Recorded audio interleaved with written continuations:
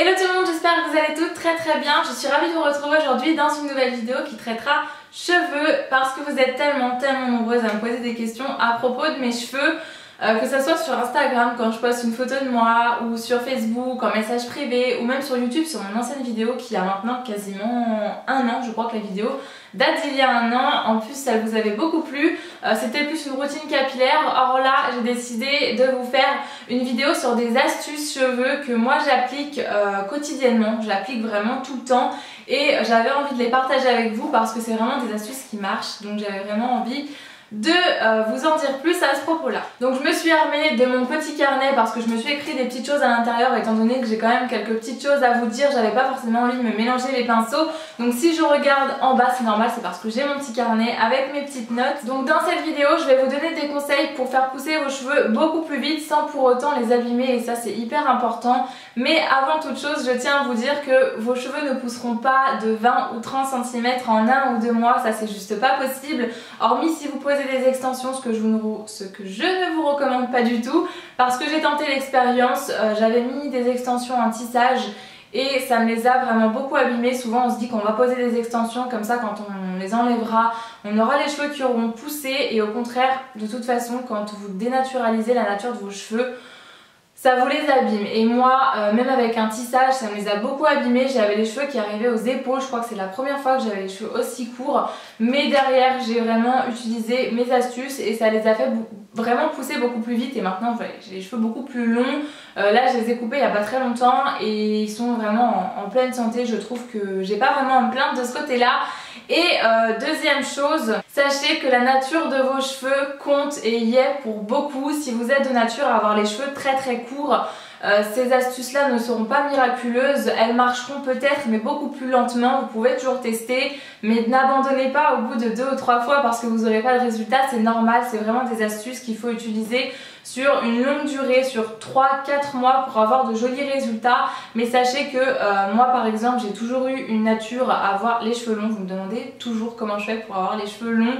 Quand je suis née, je vous l'ai déjà dit, on pouvait limite me faire des couettes. Donc forcément j'ai une nature comme ça qui... Voilà, mes cheveux poussent vite, c'est naturel. Mais ces astuces là ne pourront pas vous faire de mal. Et même si vous êtes de nature à avoir les cheveux courts, vous pouvez toujours essayer. Ça sera peut-être un peu plus lent que chez certaines. Mais voilà, je vais commencer après tout ce blabla qui dure quasiment 5 minutes. Pour commencer, la première astuce que je vais vous donner, je pense on en parle beaucoup sur YouTube, voilà, on le rabâche très souvent, mais c'est hyper important et je pense que c'est vraiment la première chose à appliquer pour avoir des cheveux en bonne santé. C'est de stopper tout ce qui est shampoing de grande surface. Quand je dis shampoing de grande surface, c'est pas forcément tous les shampoings de grande surface. Mais la plupart des shampoings où vous savez souvent c'est marqué gloss, lumière, tous ces petits mots-clés qui vous donnent vraiment trop envie d'acheter le produit à chaque fois, il faut vraiment les éviter parce que dans ces shampoings là, c'est là où il y a en général le plus d'ingrédients pourris. Honnêtement, dans ces shampoings là, vous retrouvez quasiment que du silicone en premier ou deuxième ingrédient, ensuite des parabènes, des phtalates, que des choses vraiment pas naturelles comme ça. Et ce genre d'ingrédients là va vous mettre une barrière sur vos cheveux. Ce qui fait qu'après quand vous allez appliquer peut-être un super masque ou quelque chose de vraiment bon pour vos cheveux, de très nourrissant, et ben il ne pénétrera jamais votre cheveu puisque vous avez une barrière de silicone sur vos cheveux. Ce qui fait que même si vous achetez un produit, ça va vous coûter une blinde, il va être génial et vraiment avec beaucoup d'ingrédients naturels, bah ça sert à rien parce que vu qu'il y a une barrière silicone, le produit ne pénétrera jamais votre cheveu, donc vous pourrez utiliser tout ce que vous voulez.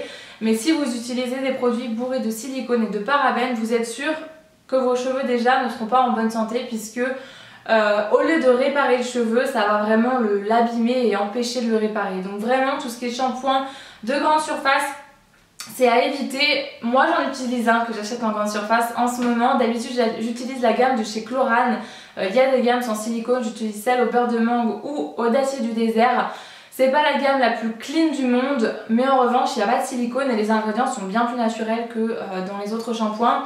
Mais en ce moment j'utilise un shampoing de grande surface et j'avais envie de vous montrer, comme ça il est accessible pour tout le monde en plus. C'est le shampoing Timothée Pur avec 0% de silicone, de parabènes et de colorants. La liste des ingrédients, je l'ai regardée, elle est quand même plutôt bonne, même si elle n'est pas parfaite. Forcément, c'est très compliqué de trouver des produits vraiment naturels. Mais là pour le coup je trouve que c'est vraiment pas mal. C'est au thé vert bio 100% d'origine naturelle et il est vraiment bien ce shampoing là, ça sent vraiment les produits naturels et j'utilise ce produit depuis bien 6 mois maintenant. Je l'alterne avec d'autres shampoings évidemment pour pas que mon cheveu s'habitue. Mais ce shampoing là je le trouve vraiment très bien, il nettoie bien les cheveux. Après moi j'attends rien d'exceptionnel d'un shampoing. Un shampoing c'est pas fait pour faire des miracles, mais juste ça nettoie bien et ça les abîme pas et ça ne les régresse pas, donc ça c'est génial. Moi je vous conseille de le tester, il est pas mal et bien mieux que certains qu'on peut retrouver en grande surface. La deuxième astuce, on n'en parle pas hyper souvent mais j'avais vraiment envie de vous en parler parce que je trouve que c'est hyper important, c'est de venir se gommer le cuir chevelu. Je parle bien vraiment de venir gommer et non pas de juste masser parce que c'est vraiment important de le faire de temps en temps. Déjà pour commencer ça va décoller tout ce qui est impureté, cellules mortes, les pellicules etc. Pour celles qui ont les cheveux à tendance gras, ça va aussi venir enlever l'excès de sébum, donc ça c'est génial parce que vous allez peut-être même pouvoir espacer vos shampoings étant donné que vraiment ça enlève tout cet excès de sébum. Et ce qui nous intéresse le plus c'est vraiment que ça va venir activer la microcirculation dans le crâne et du coup ça va stimuler vraiment la croissance des cheveux et ça c'est génial. Ce que je vous conseille de faire c'est de prendre un petit bol, d'y mettre un peu de gros sel parce qu'en général c'est ce qu'on a un peu tous chez nous. Vous mettez une petite touche d'huile, pas beaucoup parce que sinon ça va venir vous graisser les cheveux, mais il faudra vraiment bien rincer après. Faire des petits mouvements en gommant le crâne, n'y allez pas trop brutalement parce que vous allez vous arracher la tête. Faites-le doucement, mais voilà, gommez-vous un petit peu le crâne. Ne le faites pas à chaque shampoing évidemment parce que sinon c'est trop agressif, mais faites-le une fois par semaine ou même une fois toutes les 2 semaines, je trouve que c'est suffisant. Mais vraiment c'est hyper important de le faire et on n'en parle pas souvent mais ça stimule vraiment la pousse des cheveux, donc voilà, faites-le, c'est plutôt pas mal. Et comme je vous ai dit, si vous avez les cheveux gras c'est encore mieux parce que ça va vraiment enlever l'excès de sébum. Vous pouvez certainement le faire avec d'autres ingrédients que du gros sel, mais voilà, en général c'est ce qu'on a tous chez nous, c'est l'ingrédient le plus accessible, donc voilà.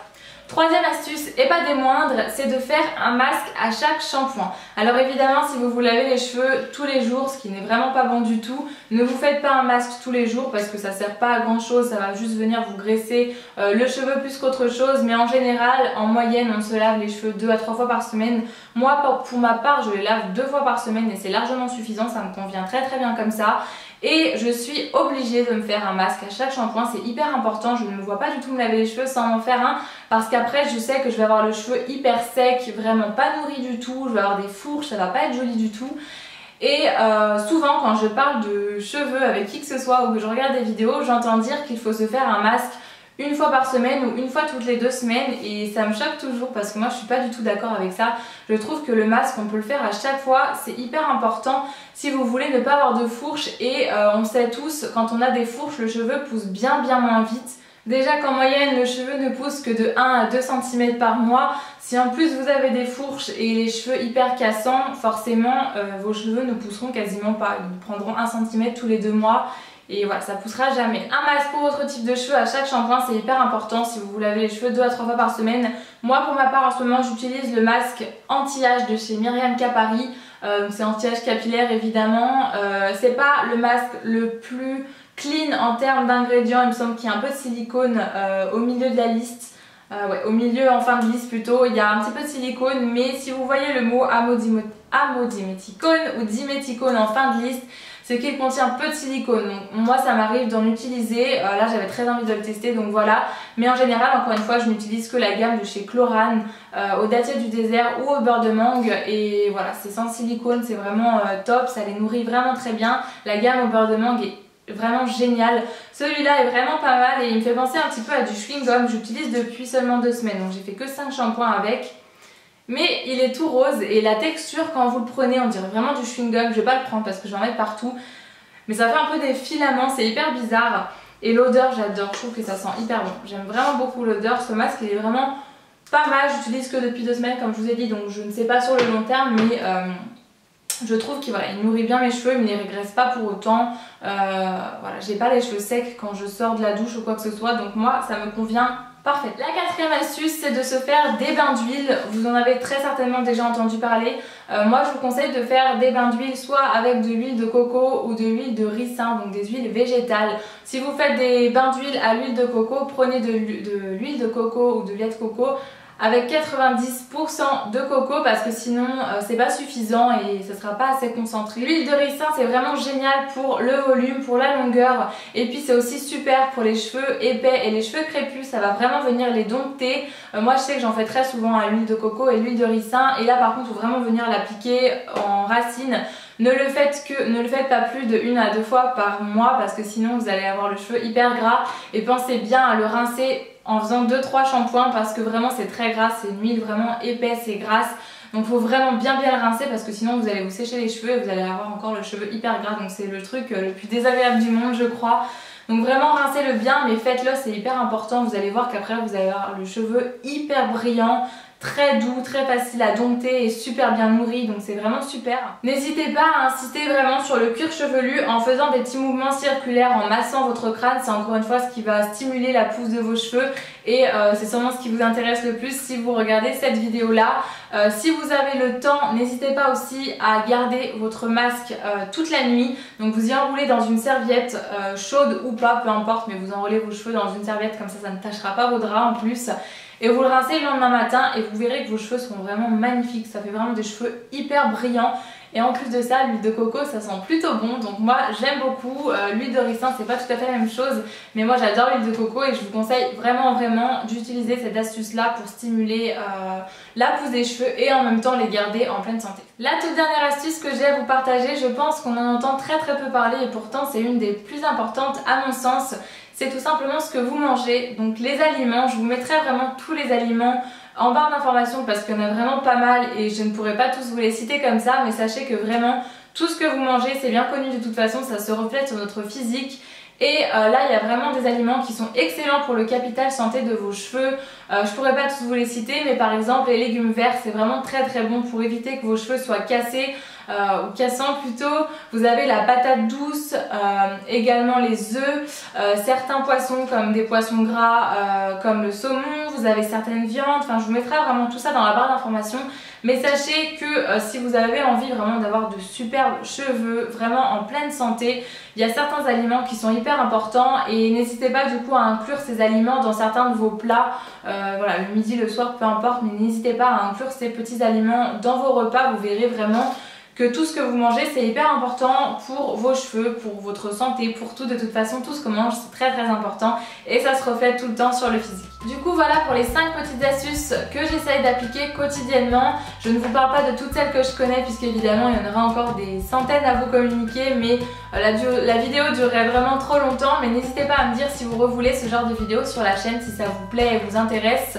N'hésitez pas aussi à me dire si vous appliquez certaines de ces astuces là, si vous trouvez qu'elles marchent ou pas, parce que comme je vous ai dit on est toutes différentes et du coup forcément si la nature de nos cheveux est faite comme ça sera dur de la changer, mais n'hésitez pas à me dire ce que vous en pensez. J'espère vraiment de tout mon cœur que cette vidéo aura pu vous aider et qu'elle vous aura plu, et en attendant une prochaine vidéo, moi je vous fais plein de gros bisous et je vous dis à très bientôt. Mouah.